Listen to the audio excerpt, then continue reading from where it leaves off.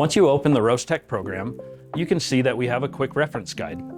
It covers the different places where you can double click to have settings or language or temperature. So the first one you can double click on would be the Roast Tech logo to go through our different languages that we offer. The second is the temperature tile. Go ahead and double click that if you want to switch from Fahrenheit to Celsius. The third is the roasting graph. Double click in the roasting graph and you can go to a dark background or light background. Now the rest of the touch points 4 through 8 will tell you more information. If you want to learn more about the drying phase, double click the word drying. The mallard phase, go ahead and double click that, as well as the development or the development time ratio or the ROR. These are all things that you can go ahead and double click and learn more about roasting. So right now I'm going to do not show again and close, and we have our home screen. Here we have our sliding bars for our fan motor, our heat levels. It's still 1 through 9, our roast time with the max of 15 minutes, and you can choose your cooling up to 5 minutes. If I want to change my temperature, we go to Celsius.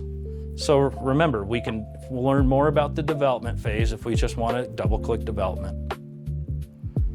We have our ROR, our development time ratio, and the AutoStop feature. So as you roast, if you want to have the machine automatically go into cool mode, you can use the drop down and select what temperature you would like that to occur. Right now, I'm just going to have it off. But using this feature, remember to have enough heat where the machine can actually get to those temperatures to achieve the correct shut-off temperature. Next, we'll cover the settings page. In settings, we can adjust different parameters for the machine.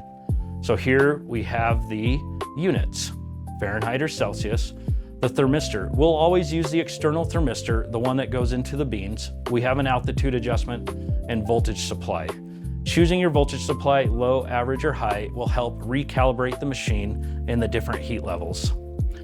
Even it is rare, we have the capabilities to send out new firmware for the Fresh Roast SR900. Here, that's where you'll use this feature.